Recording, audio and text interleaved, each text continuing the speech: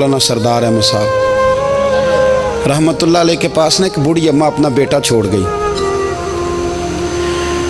तो हज़रत साहब ने कुछ 2, 4, 5 महीने रखा। तो बाद में उसकी अम्मा को बुला के कहा कि भाई तू बेवा है, बेटा तेरा यतीम है, मैं नहीं चाहता कि इसका वक्त ज़ाया हो।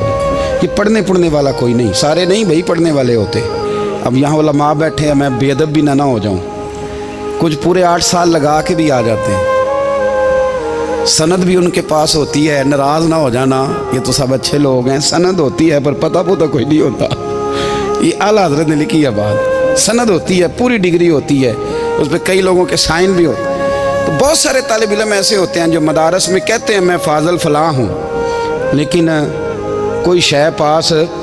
तो मौलाना सरदार अहमद साहब मुहद्दिस आज़म पाकिस्तान रहमतुल्लाह अलैह उस बूढ़ी को कहने लगे तेरा बेटा कुंद देना है, पढ़ना पढ़ाना इसने कुछ भी नहीं, तो यतीम बच्चा है, कल को तू कहेगी कि मेरे बेटे ने वक्त ज़ाया किया तो वापस ले जा।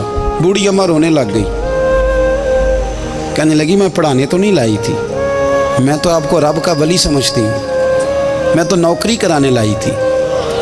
नौकरी हज़रत अनस बिन मालिक कहते हैं मेरी अम्मा भी हुजूर की बारगाह में दे गई थी। हुजूर की बारगाह में ये नहीं कहा था कि या रसूलल्लाह पढ़ा दें, हाँ मैं जिम्मेदारी से बात कर रहा हूँ। ये नहीं कहा था हुजूर मुजाहिद बना दें, ये थोड़ी कहा था कि या रसूलल्लाह सल्लल्लाहु ताला अलैहि वसल्लम से मुफस्सिर मुहद्दिस मुहक्किक मुफ्ती बना दें। हज़रत अनस की अम्मा कह गई थी सोनिया जब तक ये रहेगा ना आपकी नौकरी करेगा, ये घर के काम काज करेगा, ड्यूटी करेगा, हुजूर ये आपकी नौकरी करेगा। तो मेरे महबूब ने फिर दुआ कर दी, अल्लाह इसे बरकत अता फरमा। तुम समझता है खिदमत वाला खाली रह जाता है? जितना जायका खिदमत वाले को मिलता है, जो उसके नसीब में आता है, वो किसी का नसीब कहाँ भाई। हज़रत अनस कहते हैं हुजूर ने दुआ कर दी बरकत की। मुझे तो खेती बाड़ी आती भी नहीं थी, पर लोगों के बाग में साल में 1 दफ़ा फल लगता था, मेरे बाग में 2 दफ़ा लगता था। हुजूर ने दुआ कर दी अल्लाह इसे औलाद दे। फरमाते हैं मेरे बेटे, मेरे पोते, मेरे नवासे, मेरी बेटियां, फरमाते हैं मैं ज़िंदा हूँ और मेरी 100 औलादें मौजूद हैं। परेशान हो गया 100 सुन के बच्चे 2 ही अच्छे, 100 औलादें मेरी मौजूद हैं। हज़रत अनस बिन मौलाना सरदार अहमद साहब के पास ना छोड़ गई बच्चा, कहने लगी हज़रत जी मैं को पढ़ाने के लिए थोड़ा छोड़ गई हूँ, मैं तो इसलिए छोड़ के गई हूँ कि आप मेहरबानी करें, खिदमत कराएं। तो हज़रत जी कहने लगे कोई ऐसा काम ही नहीं, खिदमत वाला क्या कराऊँ। कहने लगी पट्ठे पवा लिया करो जी। हम लड़ पेंदे ने, कहने ने बच्चे काम कर दें मदरसे का। हालांकि अब कहाँ बच्चे काम करते हैं, अब तो गुजर गया दौर, अब तो बच्चे काम कराते हैं।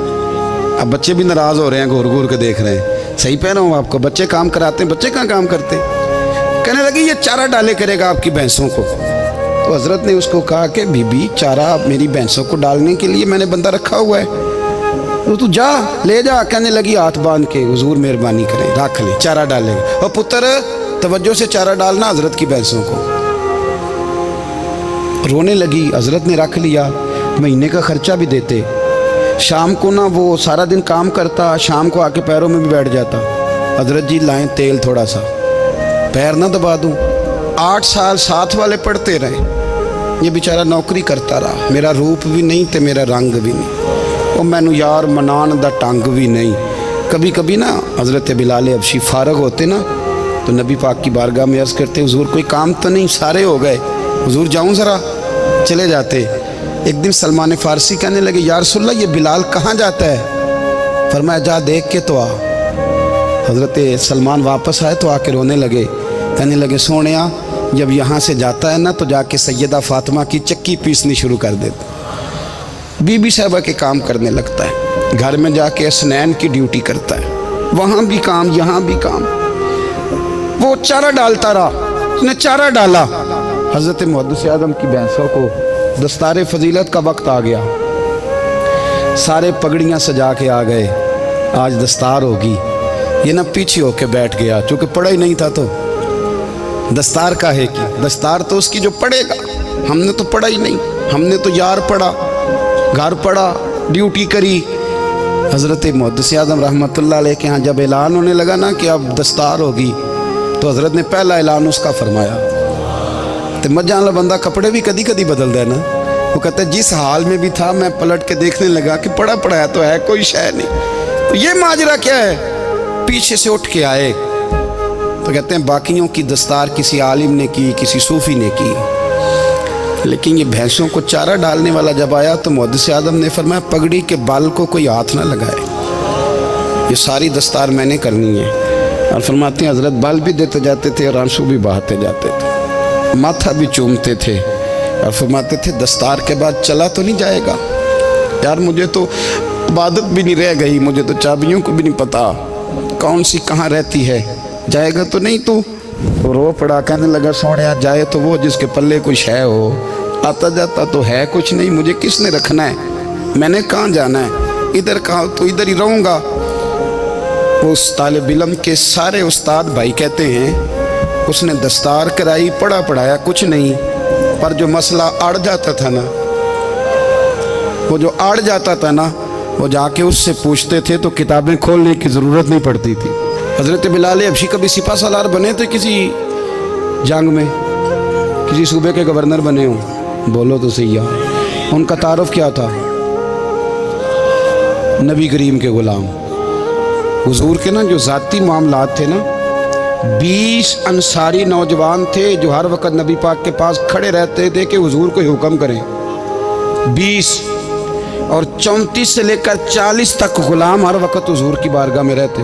حضرت بلال حضور کے ذاتی معاملات کی خدمت کرتے تھے, کوئی ایسی وہ جو تبلیغ کی یا دعوت کی یا جنگ کی یا جہاد کی کوئی ڈیوٹی نہیں وہ کرتے تھے, ذاتی خدمت سرکار کی. حضرت عمر فاروق وہ شخص ہیں کہ جنہوں نے کبھی کسی بندے کو خاطر میں نہیں لائے ہوئے, لیکن جب حضرت بلال آتے تھے نا تو جناب عمر اٹھ کے کھڑے ہوتے تھے, کرسی چھوڑتے تھے اور پھر ایک نعرہ لگاتے تھے, کہتے تھے یا بلال انت سیدنا, بلال تو ہمارا سردار ہے یار, تو ہمارا. یعنی عشق کا ذوق پورا کرنا انہیں بھی آتا تھا. اس لیے میرا مشورہ ہے, میری رائے ہے, اور جو میرا حکم ماننے والے ہیں ان کے لیے میرا حکم ہے کہ ذوق نہ کبھی بھی خراب کرنا, کبھی بھی نہ ذوق نہ خراب کرنا, اپنا لطف. میں نے کئی دفعہ, میں پہلی دفعہ مدینہ شریف حاضر ہوا تو ایک بابا جی میرے آگے آگے تھے, تو ان کو نا دھکے مار رہا تھا, وہ سامنے کھڑے ہوتے ہیں نا, اللہ خیر فرمائے, اپنی اپنی ڈیوٹیاں نا, ان کی بھی ایک ڈیوٹی ہے نا جی. تو وہ دھکے مار رہا تھا تو بابا اسے کہہ رہا تھا تیری خیر ہوئے پہرے دارا, روزے دی جالی چوم لین دے. انہیں پھر دھکا ماریا تو پھر ان کہا تیری خیر ہوئے پہرے دارا. میں نے, وہ بالکل ان پڑھ بابا جی تھے پر مجھے انہوں نے بہت بڑی بات سمجھا دی, میں نے ان سے بڑا سیکھا, منبر پہ ذکر کر رہا ہوں. وہ تیسری دفعہ پھر دھکا مارا, تیری خیر ہوئے پہرے دارا, روزے دی جالی.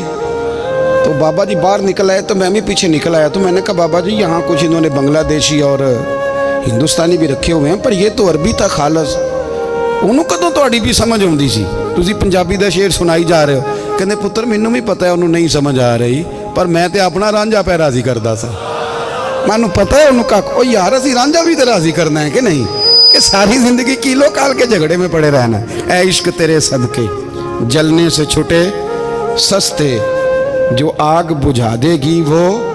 اور ایک جگہ پہ اعلیٰ حضرت کہتے ہیں جان دے دی وعدہ دیدار پر, ہم نے جان دے دی, خالی اس نے وعدہ کیا تھا کہ آؤں گا, آیا نہیں تھا, پر جان ہم نے پہلے دے دی. تو اس لیے نا ذوق, شوق, پیار, وارفتگی, محبت اساتذہ کے لیے, بزرگوں کے لیے, علماء کے لیے, مشائخ کے لیے, بڑوں کے لیے نہ ذوق نہ کبھی خراب ہونے پائے. اللہ آپ کو سلامت رکھے. اور کچھ دعائیں میں نے دے دی ہیں, کچھ اللہ جانتا ہے میرے دل میں ہیں, وہ میں دیتا رہتا ہوں. اللہ آپ کو ہمیشہ شاد و آباد فرمائے.